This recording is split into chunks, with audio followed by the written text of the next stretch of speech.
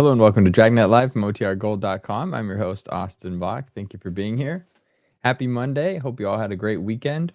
If this is your first stream, we're here every Monday, Wednesday, and Friday at 9 a.m. Pacific, listening to one episode of Dragnet until you have listened to all 310 episodes currently available. I currently need a haircut, and my hair is driving me crazy. Today, we are doing the radio giveaway that I had teased for Friday, but then Friday was chaotic for me. So we had, I wasn't on screen for very often, for very long, and then we started the show. So today, for those that have been paying attention, we've got one of two vintage radios to give away. We hit our 8,000 subscriber milestone. So whoever wins today, and this, right now, will get a their choice of this cream colored vintage radio or this green one. Focus. Anyway, it's green. You have to trust me on that. And and then whichever one is left, we're going to give away to the winner of the 16,000 subscriber giveaway. So the way we're going to do this, let me share my screen and I'll show you how we do this. So there's a website called pickawinner.co. It helps you do this in a truly randomized way. YouTube random comment picker for pickawinner.co. So all you have to do is paste a YouTube link. Let me go picture in picture so we can see this. Okay, here I am in the corner. Okay, so I'm going to go get the URL for the episode 190, which was, you had to comment on that to enter to win. So I'm going to paste that right here. And I'm going to click fetch. And here we go. Drum roll, please. Oh, yeah. And then it says, what type of filter? So I'm going to include replies. Everyone has one entry. So we're not going to allow duplicates. And then it's anything goes, meaning you didn't have to say anything specific. So there we go. Good luck, everybody. It's loading comments, loaded 14 comments.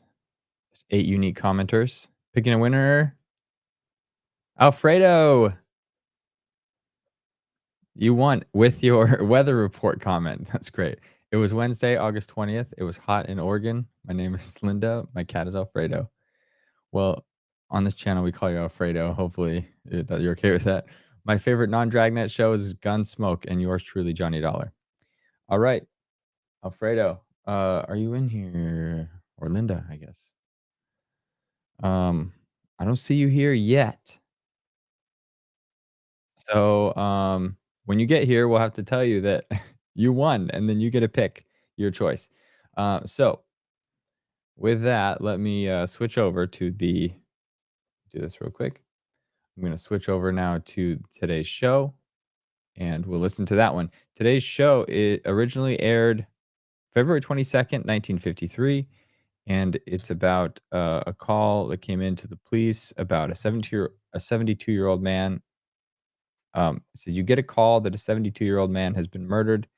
His invalid wife has been brutally beaten.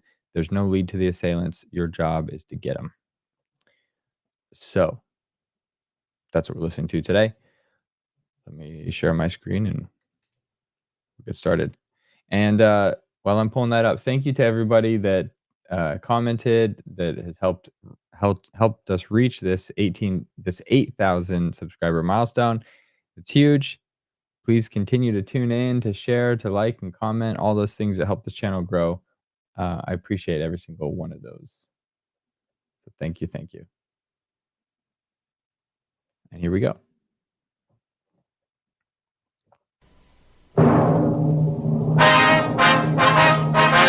Sound off for Chesterfield.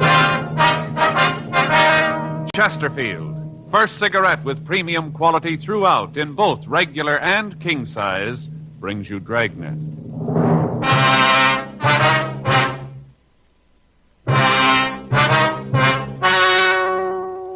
Ladies and gentlemen, the story you are about to hear is true. The names have been changed to protect the innocent.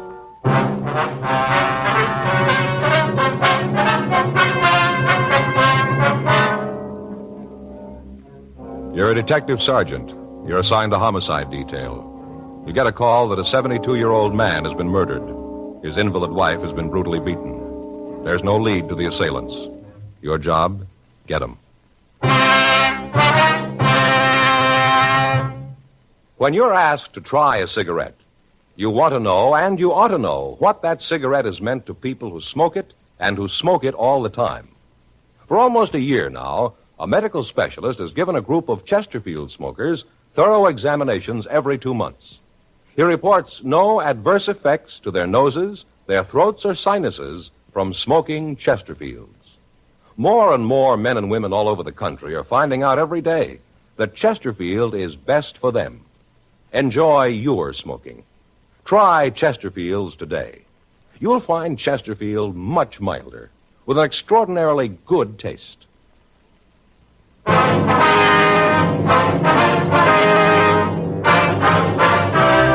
Dragnet, the documented drama of an actual crime. For the next 30 minutes, in cooperation with the Los Angeles Police Department, you will travel step by step on the side of the law through an actual case transcribed from official police files. From beginning to end, from crime to punishment, Dragnet is the story of your police force in action.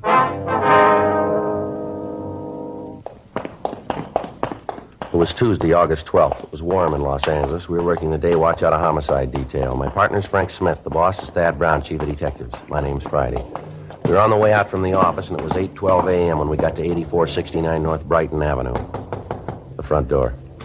Yes? Mrs. Hurley? Yes, who are you? Police officers. It's my partner, Frank Smith. My name's Friday. Oh, well, it's about time you got here. Yes, ma'am. I wonder if we could see Mrs. Stone. I don't think so. The ambulance man's with her now, giving her some kind of pill, something to calm her down. Lord knows the poor thing certainly needs something. Yes, ma'am. We'd like to see her, please. Like I said, I don't know if you can. I'll have to ask the ambulance man. Well, I'm sure it's all right, ma'am, if you just let us talk to the attendant. You just wait here. I'll talk to him. Now, look, I don't like to be rude, ma'am, but this is a murder investigation. If you'll open the door, please. How do I know you're what you say you are? How do I know you're cops? Well, here's our identification. Huh. Looks enough like you, I guess. All right, come on. Thank you. Where is Mrs. Stone? Back there, in the back bedroom. I'll check with the attendant. Right, Frank. I wonder if you could tell us what you know about this, Mrs. Hurley. You just bet I can. You just bet. That poor woman back there. She's lying at death's door because you didn't do your job. You know that? Ma'am? At death's door. It's your job to see that things like this don't happen. That's what you're paid for. And look, just look. Her poor husband dead and herself all beaten. Poor thing. I just don't understand what the world's coming to when things like this can happen. Well, first, ma'am, there was no way we could stop this. I think you understand that. We're trying to clean it up now. We're going to need your help to do it. Now, if you just tell me what happened, please. Yeah, that's what you say. I know different. All right, Miss Hurley. The faster we can get started on this thing, the better chance we have of getting the people responsible for it. I suppose so. Well, what do you want to know? Well, if you'd please start at the beginning and tell me what you know about it. Yeah. Well, it started this morning. About 7 or 7:15, I think. I heard this noise at the back door, kind of a scratching kind of noise. And a moan, a little tiny moan. Sounded like it was way off, kind of in the distance. Yes, ma'am. First, I wasn't sure that I wasn't dreaming the whole thing. You know how it is when you're awakened out of a sound sleep. Yes, I understand. Well, it was like that. Took me about 10 minutes before I knew that there really was something there. Well, I got up and went to the door. And that's when I found her, right there at the back door, kind of laying on the porch. I could see right away that someone had beaten her. That's when I called the ambulance. And then she told me about how her husband had been killed, and then I called you. The other car, the one with the men in uniform, come out. Mm-hmm. They looked around, and then they went over to the house. That'd be the Stones' house? That's right, next door. I see. How about it, Frank? Well, it's pretty bad, Joe. They're treating her now. Can we see her? Well, the attendant says it'll be all right for a couple of minutes. Not much more than that. They're going to take her to Georgia Street. Okay. He said he'd let us know when we could talk to her. All right, fine. Did she tell you what happened, Mrs. Hurley? Anything at all? Just that there was 2 men. They come in and beat up on her, killed her husband. That was enough. One look at her, and I could tell she was hurt bad. And her an invalid. I just don't understand how anybody in their right mind could do a thing like this. I just don't understand it. Yes, ma'am. Now, you say that she's an invalid, is that right? Yes, they were involved in an auto accident a couple of years ago. Some drunk ran right into them, smashed the car all up, laid Mr. Stone up for a couple of months, and put Patricia in a wheelchair for the rest of her life. Can't walk at all. She crawled over here. Don't know how she did it. It's great courage. Yes, ma'am. Did you hear anything at all last night? Any disturbance aside from what you told me? Not a thing. Went to bed about 10, slept like a rock, didn't hear a thing until this morning. That was about 7:15 maybe, like I said. Nope, I didn't hear a thing. Well, do you know if there was anyone that the Stones were afraid of? Anyone who might have done a thing like this? Nope, I can't think of a soul. How about money, ma'am? Did Mr. Stone keep large sums of money around the house? Well, now, I don't know. He might have. Joe, Well, yeah, Hal. you want to see her now? Yeah, come on, Frank. You gonna want to talk to me some more? Yes, ma'am, we'll be back.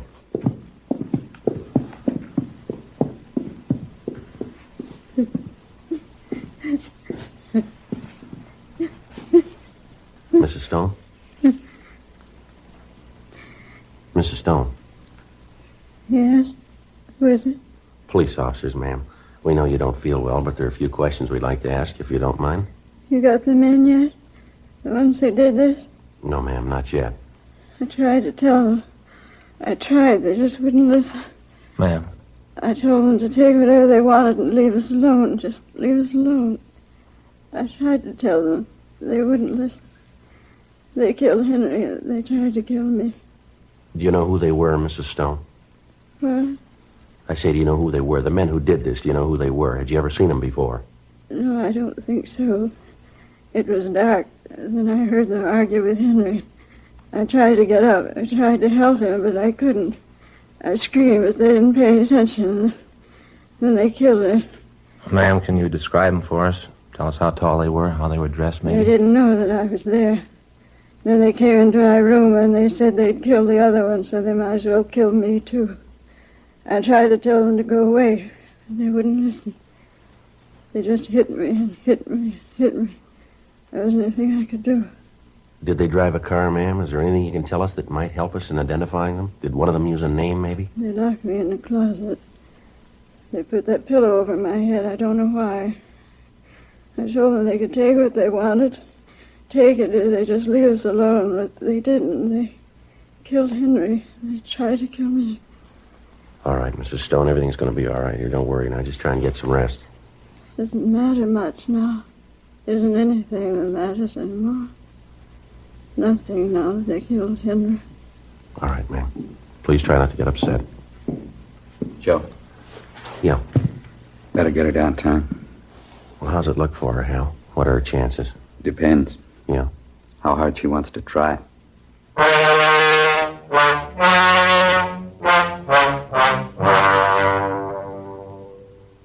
8:46 a.m. The ambulance removed Mrs. Stone to Georgia Street Receiving Hospital. We put in a call to the crime lab, and then we talked to the neighbor, Mrs. Hurley. She could add little to what she'd already told us. She said that she'd heard no loud noises during the night and that she'd seen no one in the neighborhood acting suspicious. She told us, however, that Mr. Stone was known to have kept large sums of money in the house. She went on to say that he made no attempt to hide his distrust of banks and that he had often said that all of his money was on the premises. 9:02 a.m. Frank and I went next door to the Stone home. The crime lab and latent fingerprint crews had arrived and were going over the place for physical evidence. We talked to Ray Pinker of the crime lab. This is how they got in. Yeah, tore the screen, huh? Must have done it with their hands. Couldn't find any tool marks. You figured the door was open then, huh, Ray? Yeah, it looks that way. One of those old-fashioned locks, no indication that they forced it. Mm-hmm. Did you find anything else? Take a look back here in the closet. Well, they sure tore the place up, didn't they? Yeah, went through everything. Even took the pictures off the walls. Yeah. Ripped up the bedding. There's in a drawer they didn't go through. Any prints at all? Bergman's checking it. Haven't found anything yet that I know of. Pretty bad. Here. Look at the mattress on the husband's bed. Tore it all up. Stuffing scattered around the room. Looks like a tornado went through the place. The closet's back here. This was Mrs. Stone's room. See where they dragged her. Yeah. Must have hit her the first time about here, and then they dragged her over to this closet, dropped her in here. You can see where she stacked those suitcases up there to pull herself out the window. I don't know how she did it. Bad off as she was. Looks like robbery was the motive then, huh, Ray? Can't agree with that, Joe. Why? Come on back in Stone's room. We found the murder weapon. Checked around. It looks like they picked him up in the backyard. Here, take a look. A couple of wooden clubs. Looks like they came from a walnut tree just outside the back door. Kind of blows the robbery angle. Yeah. They were ready to kill the Stones when they came in.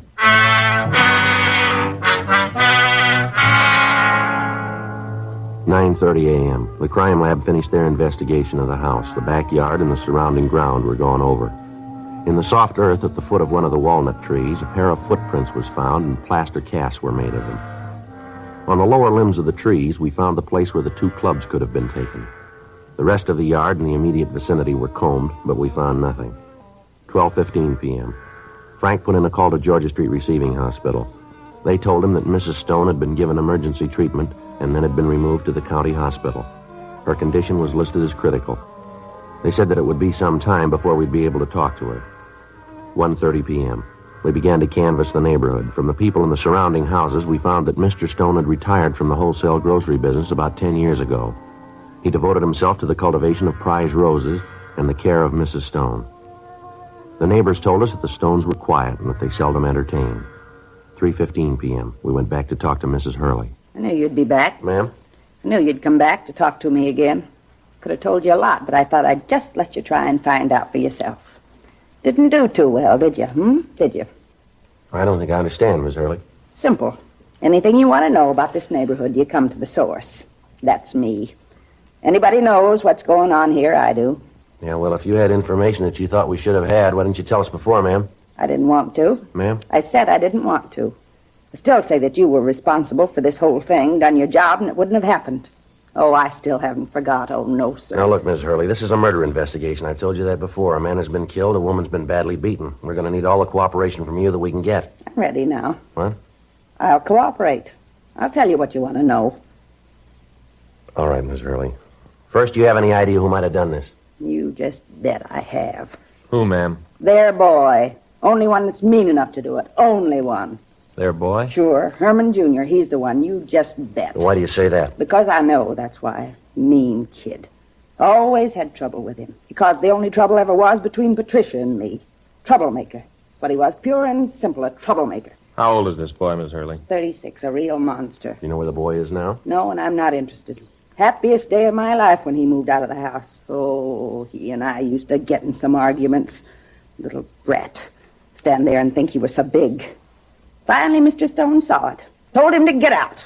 Moved right out of the house, bag and parcel, right out. You mean that Mr. Stone and the boy had arguments? See? That's what I mean. No wonder people don't cooperate with you.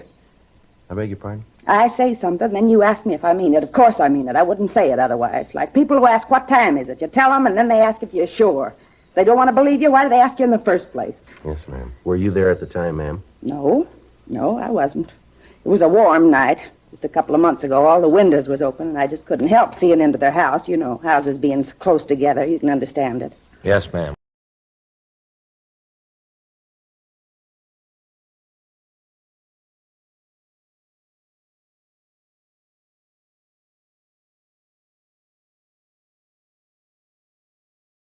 I want you to get the idea that I'm the nosy type. Well, anyway, Mr. Stone told Herman to get his things and get out. Right out. That night. Uh-huh. Well, did the boy leave that night? Oh, yes. Went right into his room and packed. Said he'd never come back, that he didn't want an old man. Mm-hmm. Then his father said that was the way he wanted it. He was going to cut him out of his will. Well, you can just believe that's when the trouble really started. Well, now, where was Mrs. Stone all this time? Well, she was in her room, but she come out. Wheeled herself out. Told them to stop this foolishness. Kind of pampering the boy. I think myself that's what caused him to be like he was. You know, tied to his mother's apron strings all the time. Yes, ma'am. That's when Herman said that about doing something. Said that the old man was senile. Said that he was crazy. And that the money was his, and he was going to see that he got it. Mm-hmm. Said he meant to have it if he had to kill somebody. 4:10 p.m. We got the full name and description of the Stone boy from Mrs. Hurley. We went back to the office and ran the name through R&I. We found a Herman Stone Jr. with a record listing 3 arrests on charges of 4127A LAMC.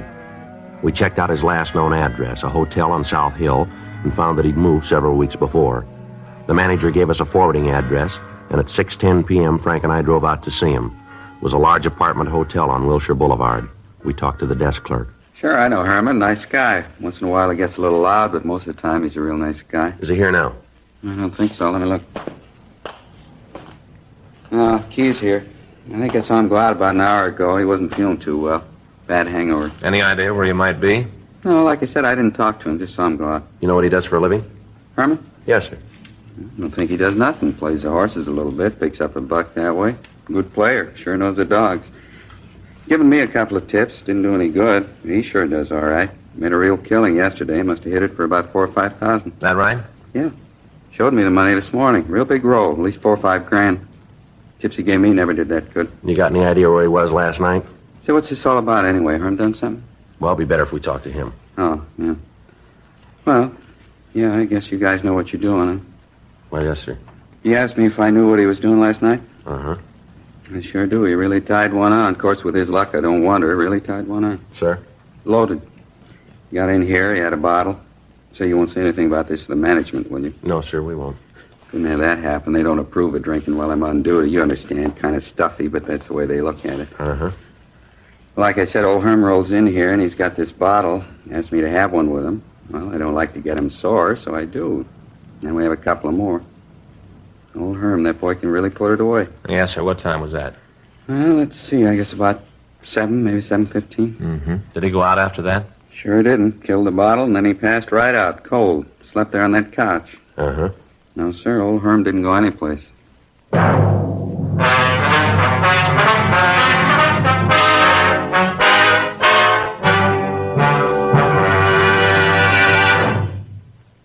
You are listening to Dragnet, the authentic story of your police force in action. Chesterfield is the first cigarette to offer smokers premium quality in both regular and king size. King size Chesterfield contains tobaccos of better quality and higher price than any other king size cigarette. Chesterfield is first to name all its ingredients that make the best possible smoke. And Chesterfield gives you this scientific report. No adverse effects to the nose and throat of a group smoking only Chesterfields. So enjoy your smoking. Change to Chesterfield today. Much milder, with an extraordinarily good taste.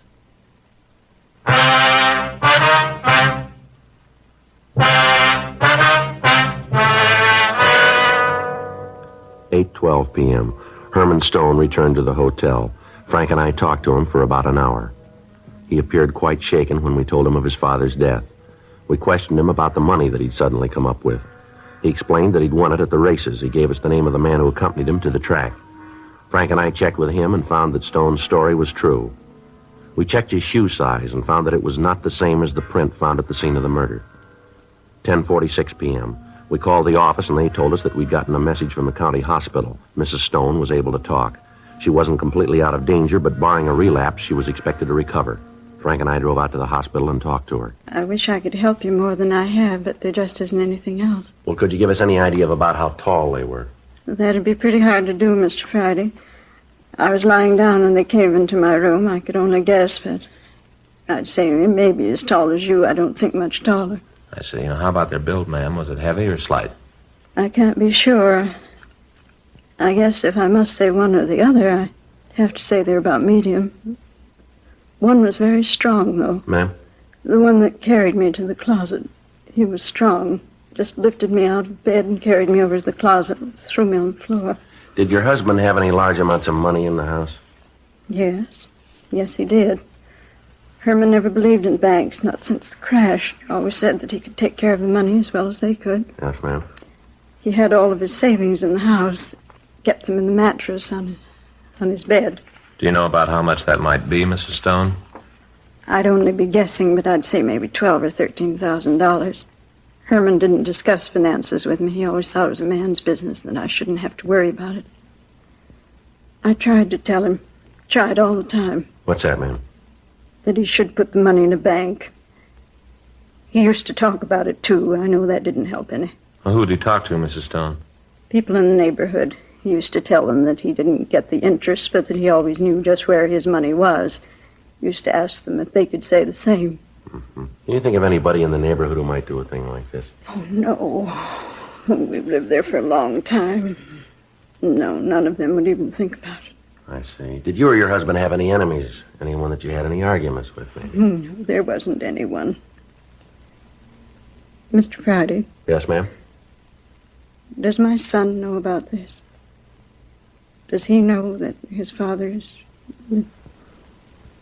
Does he know about it? Yes, ma'am, he does. He's outside in the hall right now. He said he'd like to see you. Poor boy. Never did get along with his father. I tried to make them understand each other. I tried so hard. Didn't seem to do any good. Mm-hmm. Well, if there's nothing else that you can tell us, ma'am. There's one thing. I hate to mention it. It seems so silly. What's that, Mrs. Stone? Well, when they were arguing with Herman in the next room, they got very loud. I thought that I recognized one of the voices, and I can't be sure, but at the time I thought it. Yes, ma'am. Then when they came into my room, I was pretty sure. But I could be wrong, and I wouldn't want to cause anybody any trouble. I wouldn't want to make a mistake. Well, who do you think it might have been? Whose voice do you think it was? It sounded like Smokey's. Who? Smokey. He used to do some work around the yard for Herman. That was a year or so ago. I haven't seen him since then. Well, do you know where we can get in touch with him, ma'am? No, I don't. As I said, I haven't seen him in over a year. What's his full name, Mrs. Stone? I don't know. That's why I thought it might be a little silly. I don't even know his right name. He just told us his name was Smokey. The young man always had a cigarette in his mouth. Chain smoker, I think you'd call. Uh-huh. Herman used to kid him about it, smoking all the time. I don't think Smokey liked it. He was a pretty serious young man. Used to get a little angry at Herman. I see. Can you give us a description of the man? Oh, yes. Nice-looking boy. I hope I haven't made a mistake. I hope I haven't done the wrong thing. Well, don't you worry about it, Miss Stone. What? That's his worry now.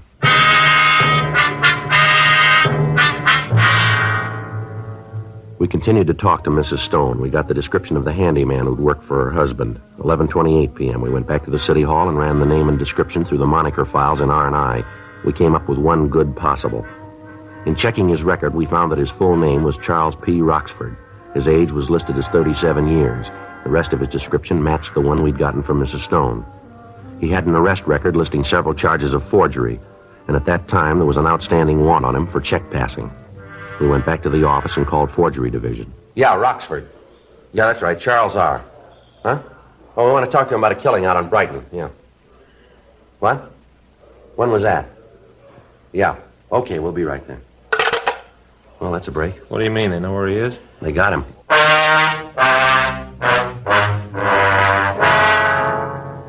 Charles Roxford had been picked up a few minutes before by officers in Forgery Division while he was trying to pass a bad check.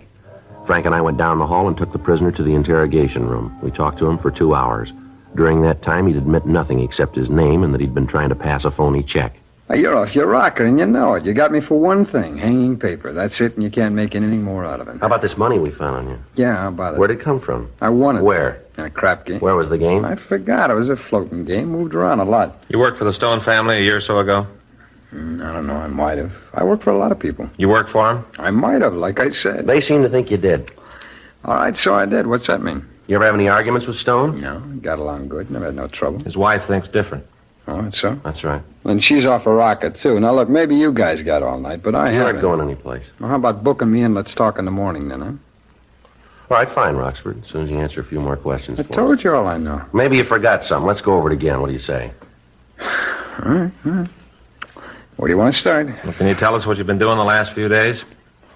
Any day in particular, or do you want to run down minute by minute? You just tell us what you've been doing, will you? Let's see. This is Tuesday, isn't it? Yeah, it's Tuesday. All right, let's start with Monday. That all right with you? Come on, get on with it. Well, I got up yesterday morning about, I think it was 11:30, lit a cigarette, got dressed, went downstairs and had some breakfast. Interesting? Go ahead. Oh, I can spice it up for you, if you want. It's kind of dull when you tell it straight. Well, you just tell a story. Oh, what are you guys trying to prove? What are you trying to tell? What'd you do last night? I had dinner and went to a show. Where'd you eat dinner? Place down on the spring. Did you eat alone? Yeah. What'd you do then? Like I said, I went to a show. Who went with you? Nobody. I didn't say anybody went with me. Oh, I must have thought you said that. Yeah. I went alone. All right, where'd you go after that? I walked around, had a couple of drinks. Where? A bar down on 5th. What time was that? About 12:30 or so. Anybody with you? No. You know the bartender? No, I never went in the place before. Then you got no way of proving you were there, is No, do I have to? It'd help. Well, why? I'm a big boy now. I don't have to explain anything to you guys. Now get off my back, will you? I'm getting sick of playing footsie. Where'd with you go two. after you left that bar? I went home. Where's that? It's a place over on 4th. What time did you get in? I don't know, maybe 1:30, 2? Mm-hmm. Desk clerk see you come in? No, he's asleep. How long ago did you say you worked for the Stones? I didn't. You said I worked for him a year ago. Is that right? I guess so. I forgot. What's this bit about the Stones? You got any way of proving where you were last night? Like I said, I don't have to. That's the way you look at it, mister. You're in trouble if you can't come up with an alibi we can't break. That right? Yep. Why? Because Mrs. Stone got a good look at you. She couldn't have. The lights were out. Yeah, no, that's clever, Roxford. You want to tell us about it now? Come on, Roxford. All right, I should have known. I should have known. I never should have done it, but I didn't have any choice. You can't figure that, can you? What do you mean? Well, I owed this money. The guys are getting tired of waiting. They said I had to come up with it. I didn't have any choice. That right? Sure. Well, you can see it, can't you? I had to come up with the money. I tried to win it back. The more I played, the more I owed him. There just wasn't any other way. I knew old man Stone had it. Wasn't doing him any good, and I needed it, and I knew where he kept the money. Who was with you? Jackie Forbes. You know where we can find him? Yeah, I'll tell you. All right, you want to get the stenographer, Frank? Yeah. I should have known. Should have known, but there just wasn't any choice. There wasn't any other way. Well, why'd you kill him? He knew who I was. There's no choice. I had to. Is that right? Well, sure, you can see that yourself, can't you? I couldn't find any other You way. didn't look very hard, did you?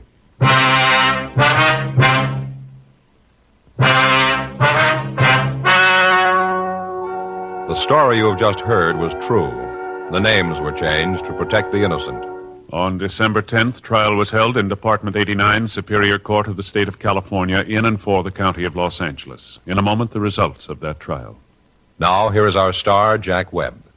Thank you, George Fenneman. Friends, as I've told you before, Chesterfield is the first cigarette to give you premium quality throughout in both regular and king size. And Chesterfield is the cigarette that gives you this scientific report. No adverse effects to the nose and throat of a group smoking only Chesterfields. Now, as a 2-pack-a-day Chesterfield smoker, I know it's the cigarette that's best for me. They really are much milder, and I'm sure when you try them, regular or king size, you'll agree Chesterfield is best for you.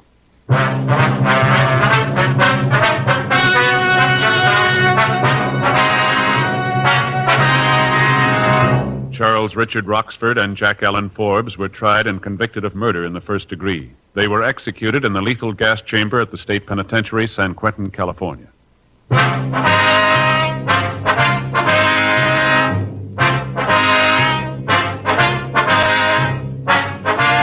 You have just heard Dragnet, a series of authentic cases from official files. Technical advice comes from the Office of Chief of Police W.H. Parker, Los Angeles Police Department. Technical advisors, Captain Jack Donahoe, Sergeant Marty Wynn, Sergeant Vance Brasher. Heard tonight were Ben Alexander, Virginia Gregg, Stacey Harris. Script by John Robinson. Music by Walter Schumann. Hal Gibney speaking. For a million laughs, tune in Chesterfield's Martin and Lewis show, Tuesday on this same NBC station. And sound off for Chesterfields. Either regular or king size, you'll find premium quality Chesterfields much milder. Chesterfield is best for you. Chesterfield has brought you Dragnet, transcribed from Los Angeles.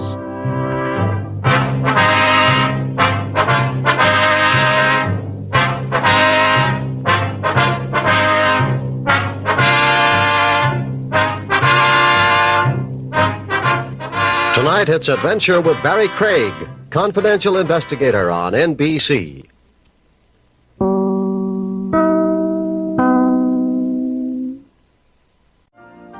You've been listening to the OTR Gold Network.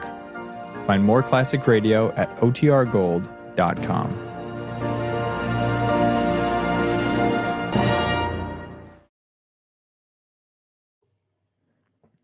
All right, I hope you guys enjoyed that episode.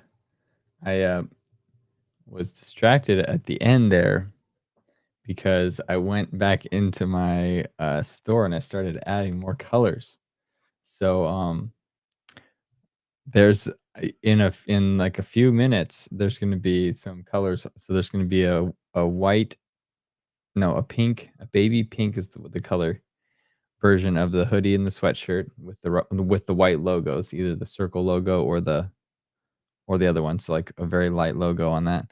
And then on the one that has a gold logo, I found one called Vanilla Milkshake. It's not the other one's called Arctic White. It's not like pure white. It's kind of this off white, and I think it looks good with the gold. So you guys got me distracted, and I started looking at all these other options here. But anyway, I said it in the chat. Roscoe wants a baggy triple XL hoodie. Addie wants a pink, and 7B and AZ want a pink one. If there's something in the store that you just kind of like, but you wish it was slightly different, just tell me in the chat. I might be able to make a variation. And the cool thing about this is they're made to order, so it doesn't cost me anything to put a slight variation on the store. So let me know. Dr. Sammy, jumping in the chat right at the end. Welcome. Or if you've been chatting before and I missed it, welcome to the chat. Roscoe, thank you very much. Speaking of Roscoe, thank you very much for the super chat. I appreciate that. Let me just type a message. I feel like I got to reply to these. Okay. Thank you all very much. I'm going to finish getting these things up on the store. I'm going to make sure that they're all ready to go. And then our half off sale just ended. So I'll create another one for our Wednesday stream, and we'll do like, once these things are up, I'll do a 1-day coupon on that, or promo code on that, and I'll tell you what it is on the Wednesday stream. So tune back in for that. And I hope that you guys all have a great week. Thank you very much for tuning in, for supporting the channel. Hope to see you back on Wednesday for our next Dragnet stream. Until then, be good and stay safe, stay happy, stay healthy. Love you.